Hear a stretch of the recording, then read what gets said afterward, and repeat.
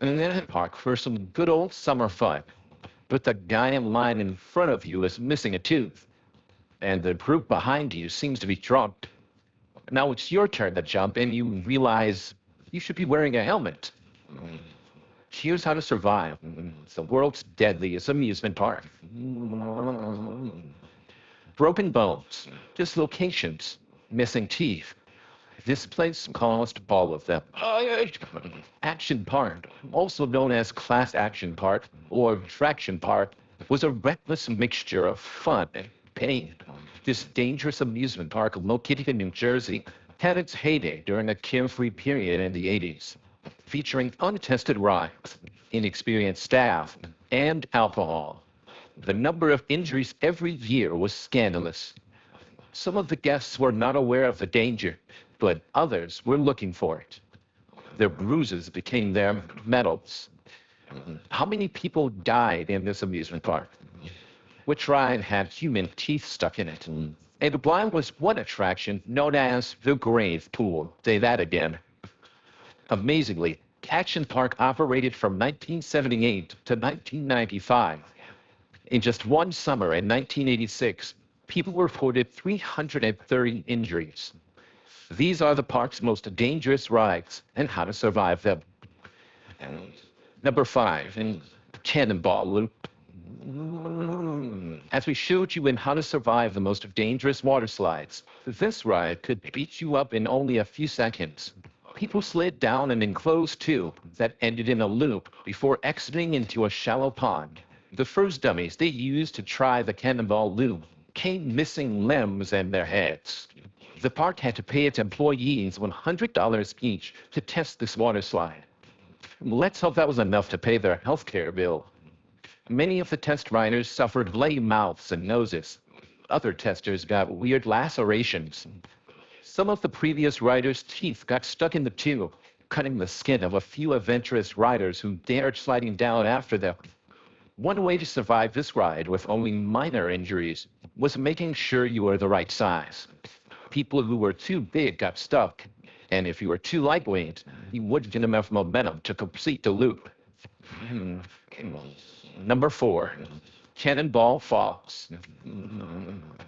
This water slide got completely dark before ending in a 3-meter fall into an icy cold pool. People who rode it for the first time felt panic when they exited the tube and did not see water. Most riders were in shock when they hit the cold water and had to be rescued. Many people didn't land in the right position and got hurt.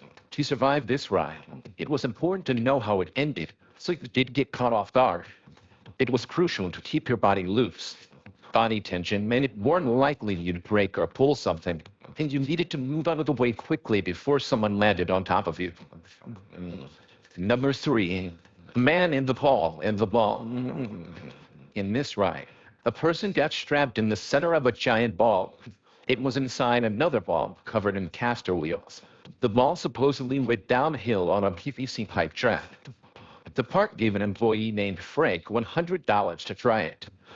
It was a hot summer day, and the heat had melted the glue and expanded the PVC pipes. The ball went off the track and rolled down a 180-meter mountain, crossed a freeway, and ended up in a swamp. Frank survived, and luckily, this ride was never open to the public. The lesson here is, if it looks cheap, don't ride it. Number 2, Aqua Scoot. Thrill seekers used a plastic sled to go down a slide made of rolling tubes, similar to warehouse rollers.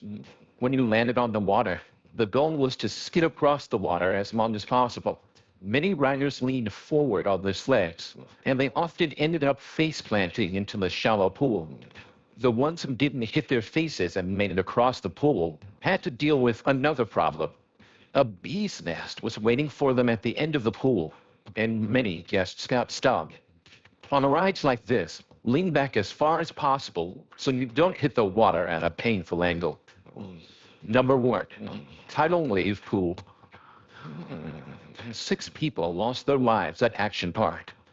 In 1980, 19-year-old George Larson's sled ran off the track on the Alpine slide. He hit his head against a rock and died a week later.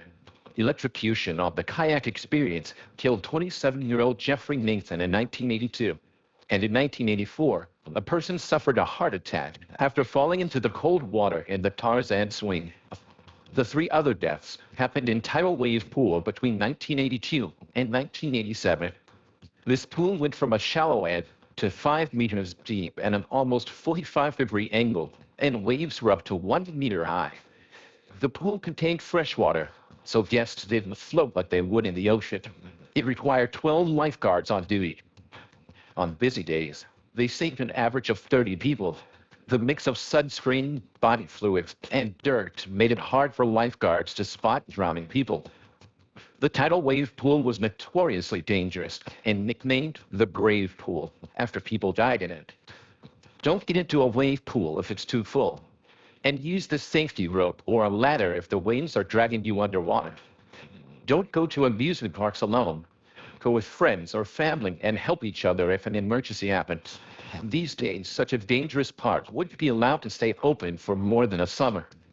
But even with better software to design and calculate rides, accidents still happen in many water parks worldwide. Some people live through their adventures, but some do not.